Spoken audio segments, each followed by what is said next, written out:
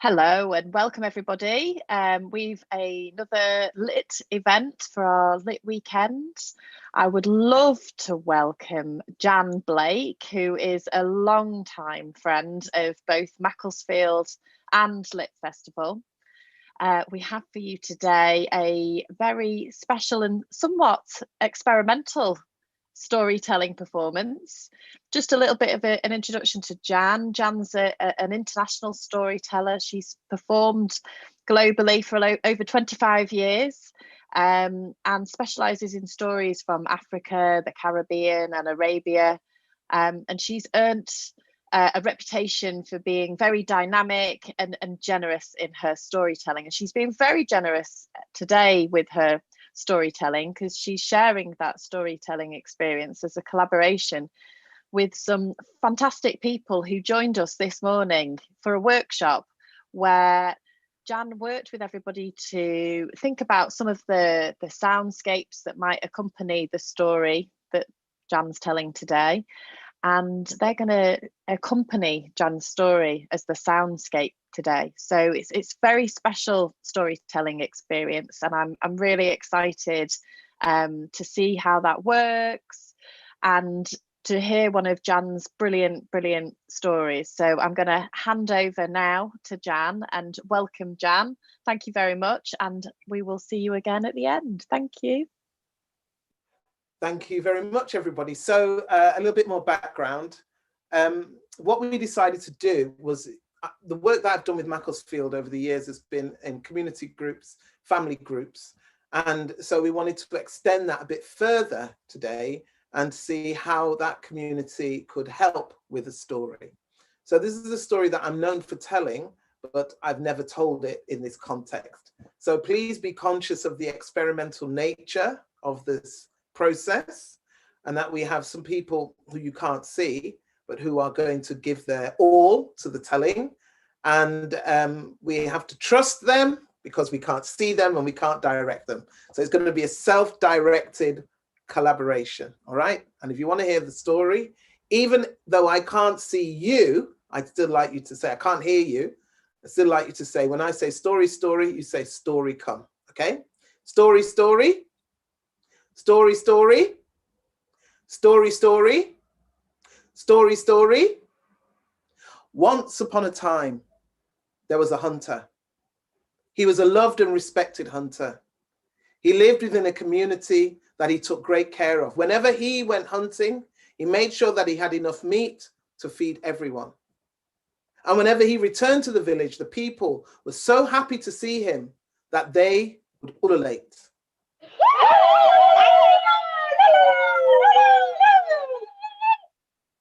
Now this hunter, because he was so loved and so respected, and because he was also quite a handsome hunter, it was expected that he would marry the most eligible young woman in the village, and he did. And luckily for him, she wanted to marry him too. And so there was a wedding, there was eating, there was drinking, there was dancing, and after 3 days and 3 nights of celebration, they went to live together in their marital home. 9 months later, the woman's belly was full, like a gourd, like this gourd, full of a child. And when the child was born, the people were so happy that when they heard the news once more, they ululated.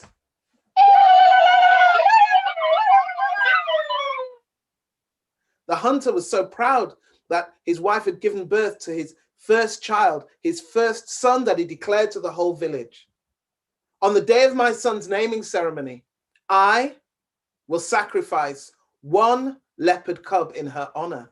And the people, they said, oh, this hunter is a brave hunter. This hunter, he's a strong man, because everybody knows that a leopardess is the most fierce protector of her young. If he wants to take a leopard cub from a leopardess, he's a powerful man. Days rolled into days, rolled into days.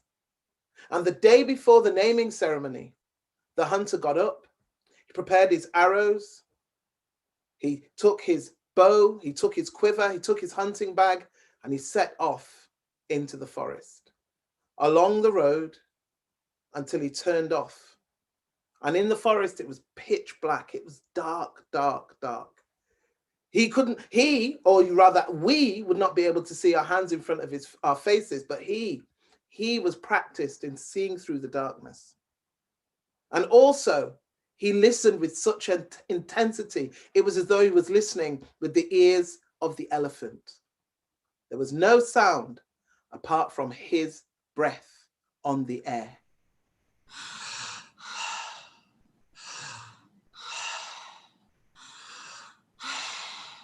And as he walked through the forest, he heard another sound in the distance.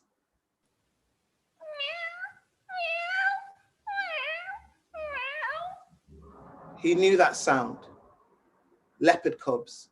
And so he walked, his feet on the forest floor towards that sound.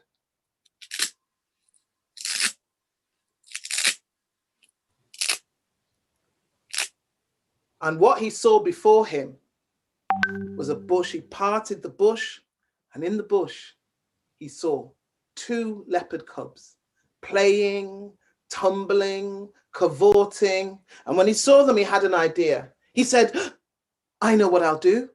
I will sacrifice those 2 leopard cubs, one for the naming ceremony of my son, and the other in honor of my beautiful wife. And without a moment's thought, he scooped up the 2 leopard cubs. He threw them into his bag. He tied up the bag. He threw the bag over his back, and he made his way out of the forest. Meanwhile, the leopardess, their mother, was returning to her lair. She had meat in her mouth. She threw down the meat and called for her children.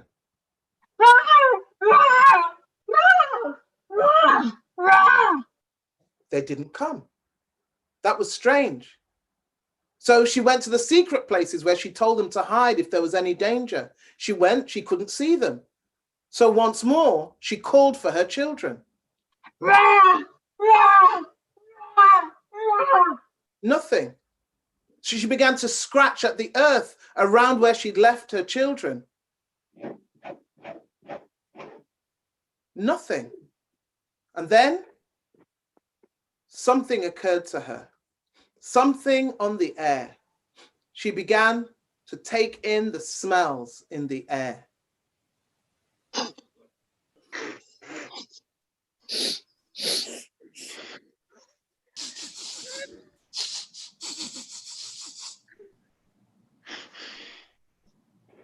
She recognized that smell. That was the smell of the thing on 2 feet that always came into the forest, that was always disturbing her or the other animals. She knew then that the thing on 2 feet had her children, and she decided to go in pursuit. So she turned and she followed that smell all the way through the forest, onto the road, up a hill. And when she got to the brow of the hill, she looked down and she saw a village. Now she knew that if she tried to enter that village in her form as a leopardess, she would be killed. So she decided to wait. She went down on her haunches. She put her face on her front paws. She wrapped her tail behind her and she waited. She waited and she watched the children coming and going and playing. She watched the women going to fetch water and returning. She watched the hunters leaving and coming back. She watched the whole village in motion, and the sun moved across the sky. The sun moved across the sky, and as it began to dip behind the curtain of the west, she noticed smoke coming up and out of the smoke holes. She stood up on her hind legs. She transformed. Ang bangage bonotodu, ang bangage bonotodu, bong dono deti wak bang badu. Bong dono deti wat bang badu. Ai wewe, ai wewe, ai zegedefi, ai zegedefi, ai zegedefi. She transformed from a leopard to a leopard woman. She didn't wear leopard fur, she wore a leopard skin dress. Her hair was done up in the most beautiful style. She no longer had paws and claws, she had hands and beautifully tapered fingernails. Her tail disappeared into her back. Her teeth evened out. and she was beautiful. She started to walk down the hill towards the village, and she could hear the drummers drumming.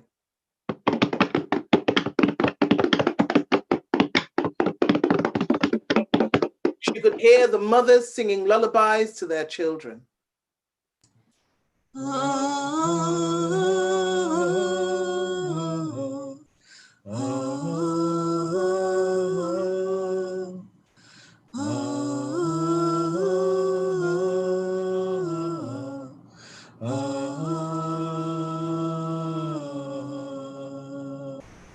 You could hear the elders discussing this and discussing that.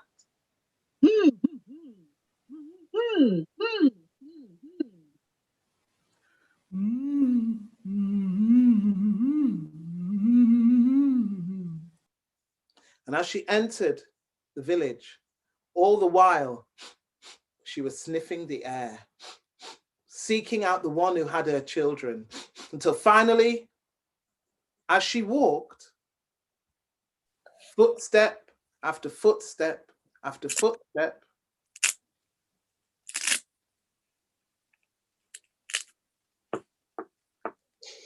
she knocked on a door. The hunter inside lifted the door of his house, and he was taken aback because there was one of the most beautiful women he'd ever seen in his life, almost as beautiful as his wife. He was taken aback and he controlled himself and he said, "Can I help you?" And she said, "Yes, I wonder if you would. I'm a woman traveling at night. I have no one to protect me. I wonder if you could offer me hospitality." Now, you probably know that, listeners, that in West Africa, if you go to a village and you ask for hospitality, no one can send you away. They have to give you the space to stay, to refresh yourself on your journey. And this hunter was no different. So he said, "I'd be delighted, please come inside my house." And she entered his house, all the while sniffing the air. And then she saw them, her children. He had taken them and he'd made a makeshift cage with sticks and raffia, and he tied the door shut with a knot. Her heart was beating in her chest. She was desperate. She was desperate to tear the flesh from his body, but she was in human form. She had to behave as humans did. So when he offered her the welcome water, she drank.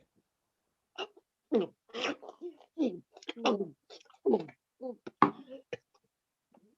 when he offered her food, she ate.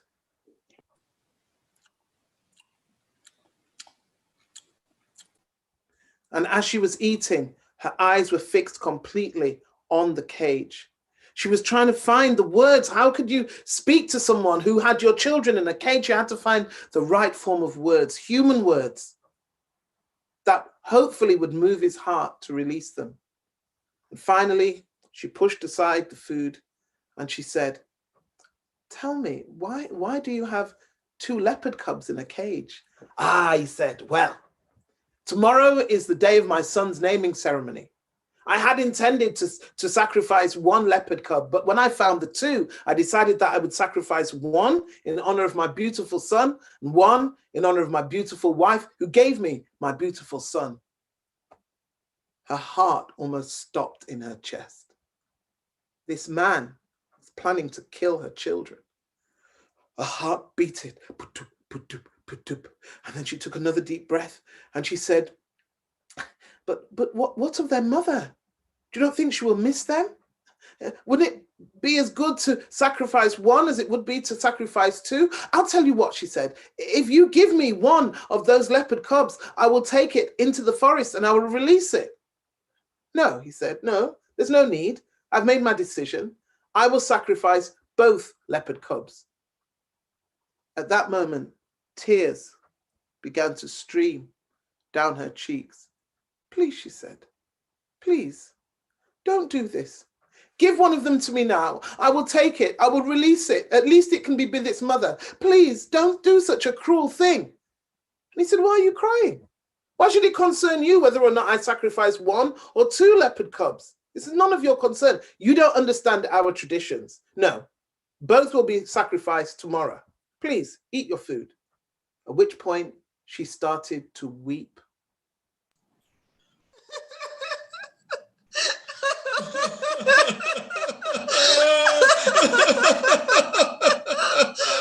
Please, she said, please, please, give me one of them. I'll take it now. He said, why are you crying? Your tears are an insult.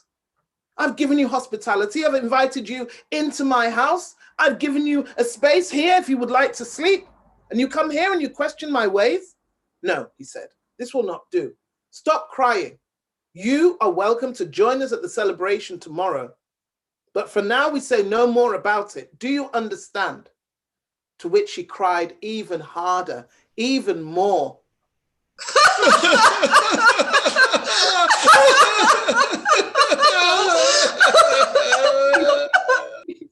Please give me my children. He said, get out of my house. And he stood up and he went to the door and her tears stopped like a tap. And she said, so you won't release them? And he said, no, I will not release them. Leave my house. And just as he was lifting the door to his house, he heard her say, so you won't release them? And when he turned, he didn't see a woman. He saw a leopardess. Paws, claws, fur, tail, teeth, bared, ready to attack. He reached for the rifle on the wall. And when he reached for the rifle on the wall, she knew that she was in danger. And if she was in danger, her children were in danger. So she had no option. She leapt through the air, and with her whole weight, she pulled him down onto the ground and began to tear at his throat.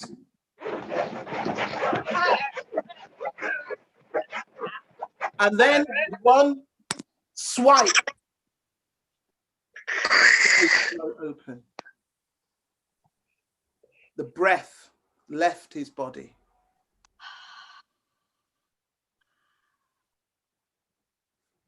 And he was gone. It was then that she realized that she had to transform herself back into a woman to be able to open the cage. So once more, she was a woman with her hair done in a beautiful style and beautiful eyes and hands and nails, wearing a leopard skin dress. She went over to the cage. Now, those cubs hadn't recognized her as a woman, but they recognized her as a leopard. And they began to call at their mother as she untied the cage. And when she picked them up, they recognized her smell and they began to nuzzle her. She carried her children out of that house, stepping over the body of the hunter and walking out into the darkness, away from the sound of the drums, away from the women singing their lullabies, away from the smoke, away from the elders. She walked along the road till she came to the brow of the hill. When she got to the brow of the hill, she dropped her children. She went down on all fours, became her true self, and they ran.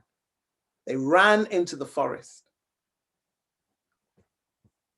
The next morning, the women from the hunter's wife's house, including his wife, they all came to sing him out of the house for the naming ceremony. The women from his family came to sing him out of this house for the naming ceremony. Jenjeni wasamale, amasimale, jenjeni wasamale, amasimale, jenjeni bau, amaye, jenjeni ba, amasimale. Nothing. So they sang again. Jenjeni wasimale, amasimale, jenjeni wasimale, amasima o jenjeni bau, amaye, jenjeni ba, amasimale. Nothing.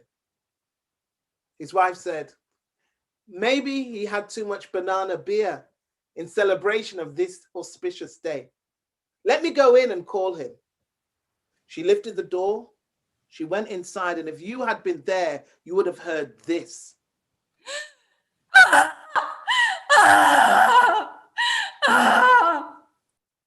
But if you'd been in the forest, you'd have heard the leopardess and her children playing leopard games and singing leopard songs.